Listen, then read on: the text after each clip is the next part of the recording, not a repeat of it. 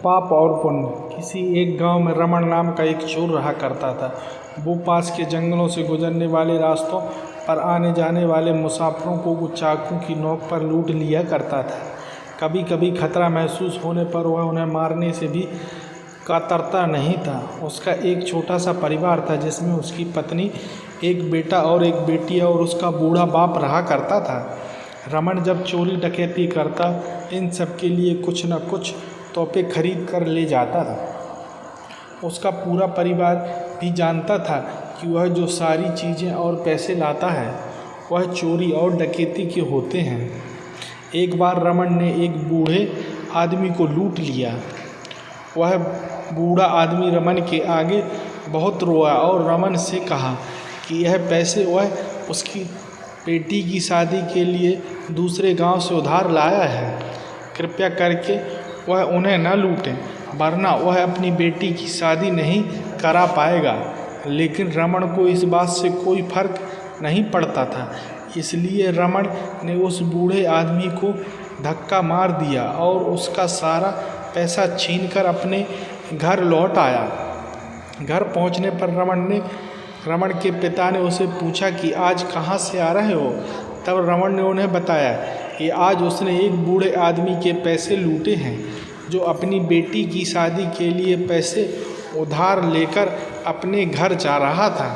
रमन के पिता ने उसे कहा कि तुम्हें ऐसा नहीं करना चाहिए था। ऐसा करने से तुम्हें बहुत पाप लगेगा। तुम्हें अब चोरी चकारी और डकैती छोड़ देनी चाहिए और कोई मेहनत का काम करके पैसे कमाने चाहिए। तब रमन अपने बाप पर गुस्सा हो गया। उसने कहा, आपके मुंह से यह बातें शोभा नहीं देती, क्योंकि मुझे चोरी चकारी और डकैती सिखाने वाले ही आप हैं। अब आप मुझे ज्ञान मत दीजिए।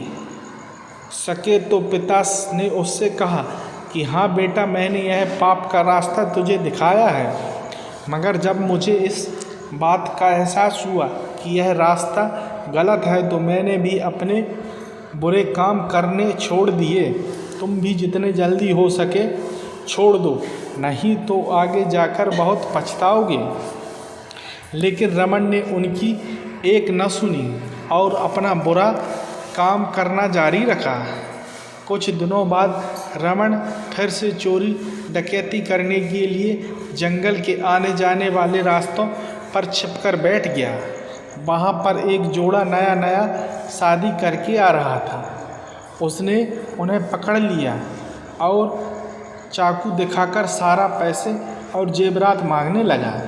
इस जोड़े ने अपने पास रखे सारे पैसे और जेवरात दे दिए, मगर जब दुल्हन ने अपना मंगलसूत्र देने से मना किया तब रमन उन पर गुस्सा आ गया और उसने दूल्हे को मार दिया और दुल्हन को बोला कि अब यह मंगलसूत्र तुम्हारे किस काम का, अब तो तुम्हारा दूल्हा भी मर गया।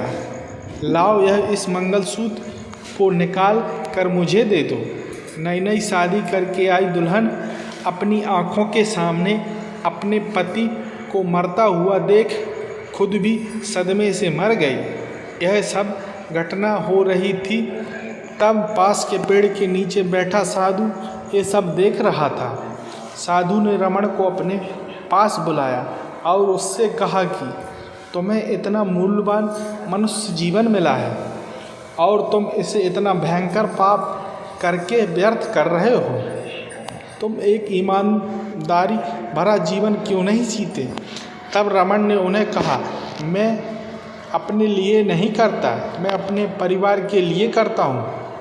मैं जो लूट पाट करता हूँ उससे जो मुझे पैसे मिलते हैं वह मैं सारा अपने परिवार के ऊपर खर्च कर देता हूँ। तब साधु ने रमन को कहा कि चाहे तुम अपने परिवार के लिए पाप करते हो, मगर इस पाप का सारा हिसाब तुम्हें चुकाना पड़ेगा।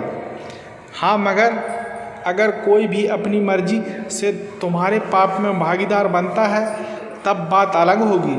रमन ने साधु की बात सुनकर तुरंत कहा, हाँ क्यों नहीं, मेरा पूरा परिवार मुझसे बहुत प्रेम करता है और वह सभी जरूर मेरे पाप में भागीदार बनेंगे।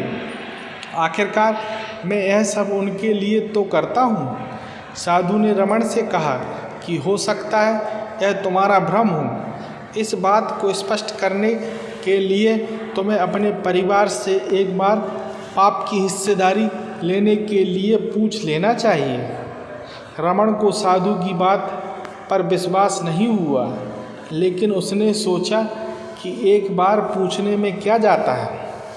उस दिन जब वह घर पहुंचा तो अपने सारे परिवार के लिए कुछ न कुछ तोहफे लेकर गया, जिसे पाकर परिवार के सभी लोग बहुत खुश हो गए।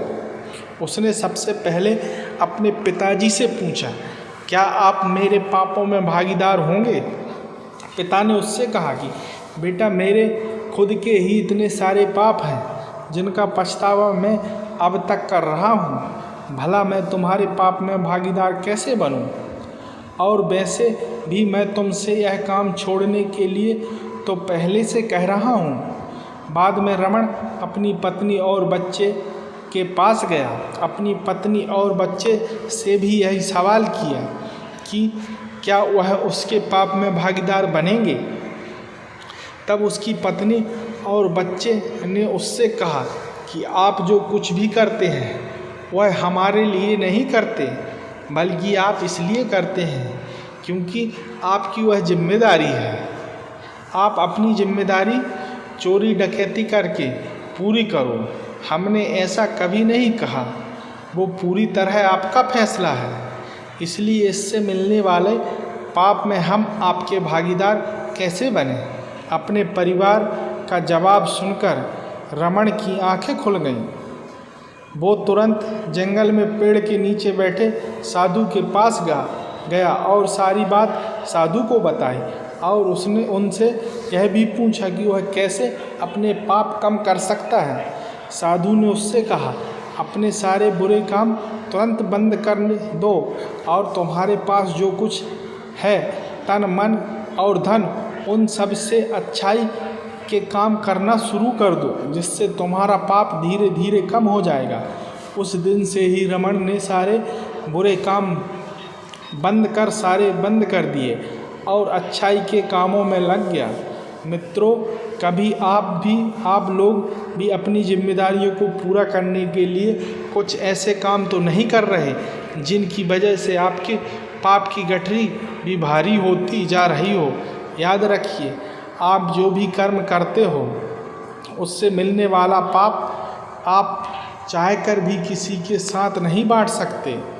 इसलिए रुकिए, सोचिए, समझिए और अपने कर्मों को उसी हिसाब से कीजिए।